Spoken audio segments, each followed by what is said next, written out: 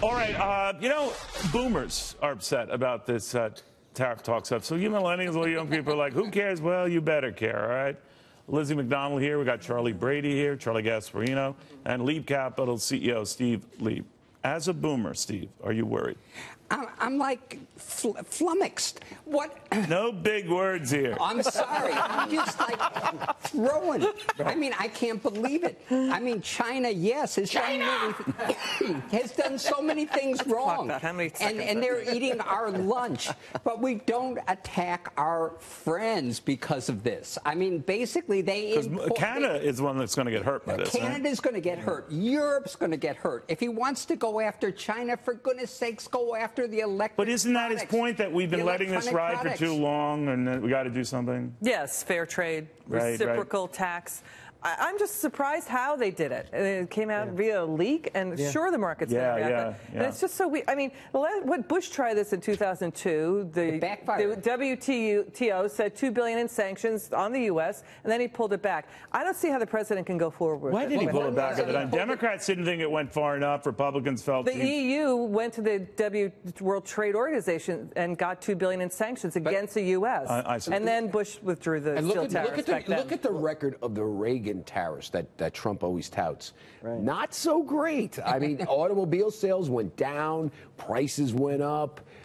They still lost jobs in the But I think the one he's referring to is how Reagan went after the Japanese on dumping chips. That did get it. That did. And solar panels are okay to go after too. But what happened with Bush, Lizzie, you're right. There was a fine imposed by the WTO, but also what the Chinese did. The Chinese have an electoral map. I'm convinced every Chinese knows which states Trump won. So what are the Chinese going to retaliate on? Something called sorghum. I don't even know what it is, but it's a vital product in Texas, Kansas, and states that win for Trump. It's not going to work. I have no idea what you're talking about, but you're saying that there's going to be a tit-for-tat. No, but a tit-for-tat response. That's what we always worry about. And that is the problem. There's carve-outs to get around stuff that hurt us. Yes. Okay. What do you think? Well, Liz referred to the timing of it, and actually it should get the bad timing award because the markets were already on edge over inflation after Jerome Powell. Well, he doubled down on it this morning, Charlie, with the trade wars are good and easy to win. Why are they easy to win? I don't know where he got that. I don't either. They've never been. The last trade war that I could war now was right before the Great. Is what sparked the Great Depression. That was Smoot-Hawley. So that's the last trade war. I mean, and it was really bad. Well, there was our trade war to get you over here, and we swapped the player out.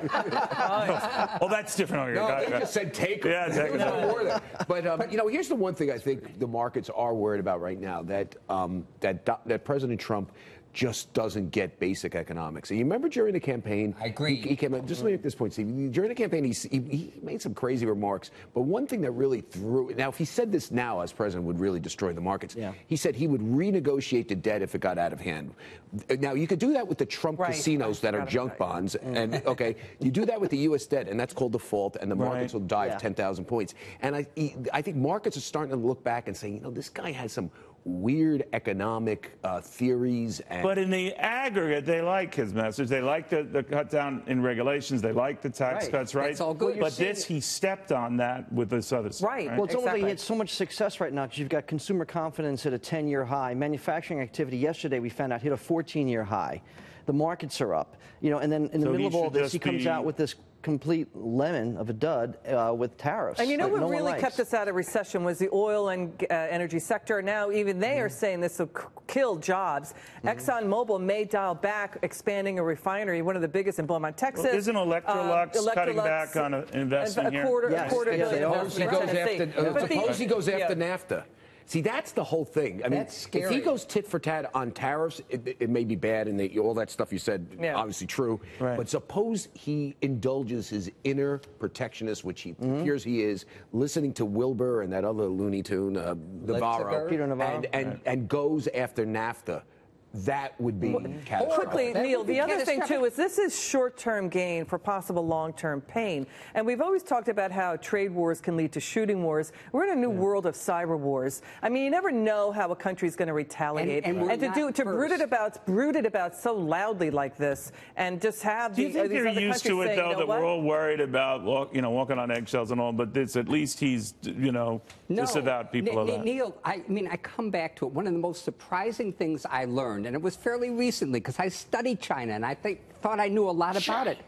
What they export to us, much more than steel, much more than anything else, are electronic products. And that's something we can manufacture here. Didn't the president say, and even before he became president, that these guys need us a lot more than we need them, and let's prove it? Yes, exactly. But would there be a danger in Yes. Yeah, they need us to buy their products more than. So what's wrong with getting a little more chutzpah here? Nothing. Well, if he targeted, I think Liz mentioned what was the word? Reciprocal tax. That's a little more of a refined scalpel as opposed to a blunt instrument, which is tariffs. But people understand blunt use the reciprocal tax. Right? They understand. Trump is politically. Trump is a blunt instrument. There is nothing nuanced about Donald Trump. No pot, meat, kettle. In anything. Right. So you think I'm like You're Trump? a blunt instrument. Don't I have better hair than him? Well, it depends. All right. So where's this going, guys? If a lot of people look at this and say, whether it's justified or not, maybe it's another excuse for people to sell. They were, we'd come back, I think, at 70% of the losses, right? And now we're back, right? What do you think?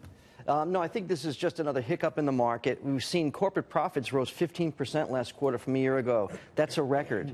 Do you think it's still solid, the market itself? I think it is, but we didn't have the details of what exactly he's going to do with these tariffs. It was a wait and see until next week. I think he's waiting to see what they do in response, so that he never has to do anything. Already there's massive response coming out right now from the EU. China's threatening, so $3.5 billion from the EU. People are getting upset about this. We go into the weekend with this. What did you guys think of Wilbur Ross when I saw him with your colleague and friend Stuart Varney, and I didn't know where he was going. If you're worried about the cost of a Campbell's soup. By the way, as if he has ever gone into a store to buy Campbell's soup, but that's fine.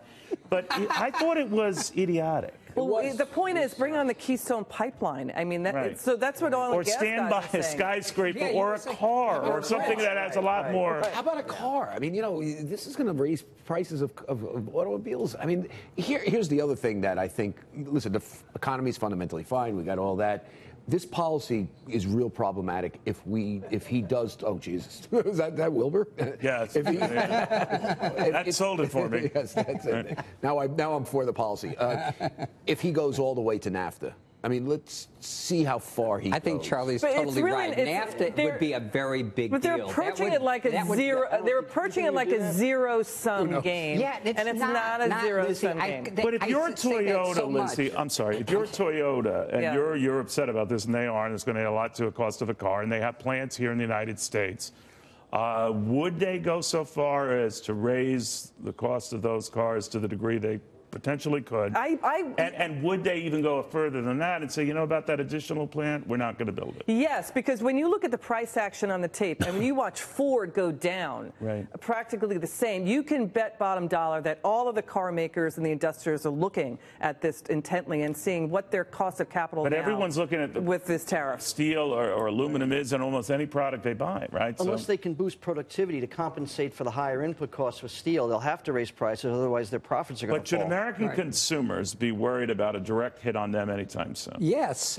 Because the economy can slow because of this, Neil, and that would cause hiring to slow. I mean, but what if their favorite purchases have nothing to do with this? Like I've noticed, like in a typical box of Enemans, for example, there is no steel or aluminum. So I'm not worried. But if the economy slows down, there'll be fewer people hired. Lizzie was the only one who got that. There's no traces of metal in pumpkin spice? Well, there might be. Well, I think to Wilbur Ross's brilliant explanation, it's so tiny that you wouldn't even notice it. Right. Then why are they doing it? But how about the massive machines that make the covering for it? I mean, basically, steel's pretty pervasive. Here's a bearish way of looking at it. We're getting some higher interest rates. We're worried about inflation. We are actually worried about budget deficits growing out, budget deficits. And on top of that, he gets into a trade war. Those are sort of the things that generally can hurt consumers, hurt the economy, hurt the market. And undo the tax cut benefit, right? That's what I was going to end with. Just that. It's going to undo the benefit of the tax. See, a trade war definitely would offset that and would undo it completely. And no one wins in a trade war. One prediction, I mean, just based on this conversation, I think the chances of these tariffs going through are maybe 1 in 100. I think he will change his mind. Look, he changed his mind twice yesterday in the course of an hour. universal background checks now, too. His background, whatever. You're not going to see these tariffs. That's my prediction. So we should buy this. We should buy in the dip. I think so, Charlie. That's my feeling. I don't have the nerve to do it, but I think, yes, that would be intellectually what I would do. We've all got to run and see if there's any steel, any aluminum in prune juice, because the boomers here would be very worried.